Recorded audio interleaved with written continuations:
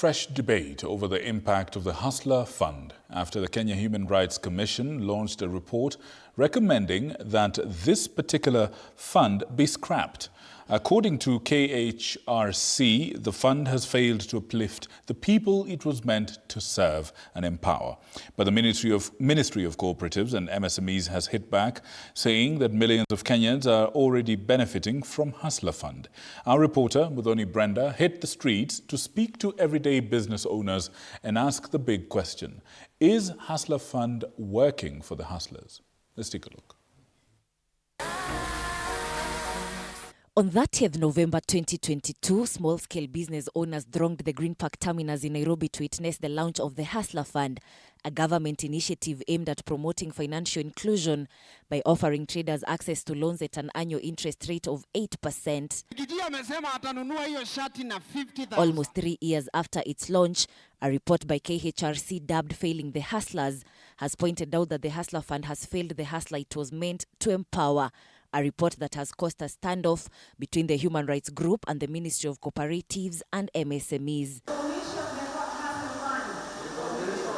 The cabinet secretary in charge of the ministry, Wycliffe Oparanya, led the defense on Monday when both institutions engaged in a tug of war, with each claiming to be the custodian of facts regarding the fund. The ones who got between 500 and 1,000, which we have said is too many more to do anything, to start a business or grow it, most of them went off radar.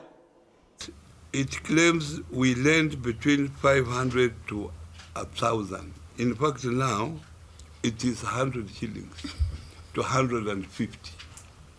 We have even lowered it to 100. It is totally flawed. It is economically unsustainable. It might be sustainable or not sustainable, but at least the government had to start somewhere. The default rate stood at 68.3%.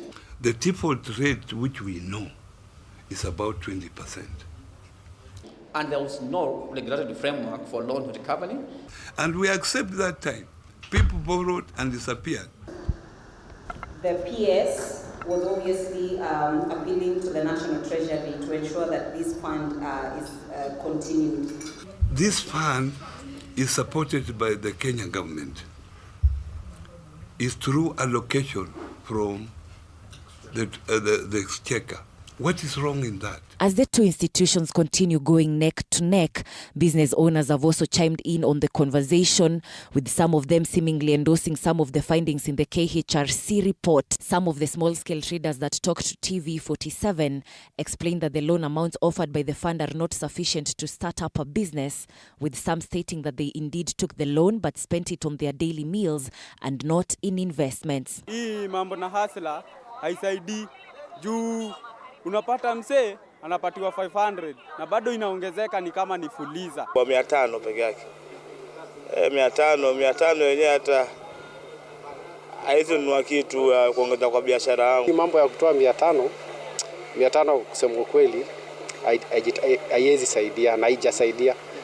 So sisi tuko tunatarajia maybe atapeana kuanzia 20,000. The small-scale traders have further faulted the fund for its short repayment period, arguing that 14 to 30 days is too short to enable any business investment. For example, kama mtu mwenye ana kazi, mpengi 5 aanze biashara, na next month unafaa atarudisha na nini? Mimi kwa maana yangu niliona hakukuwa na mpangilio na hiyo pesa. On the fund's default rate, some traders explained that they have not yet repaid their loans as its impact was not felt. Chukua 500 na bado inapanda na sijalipa na sijui kama nitalipa, labda niongezewe.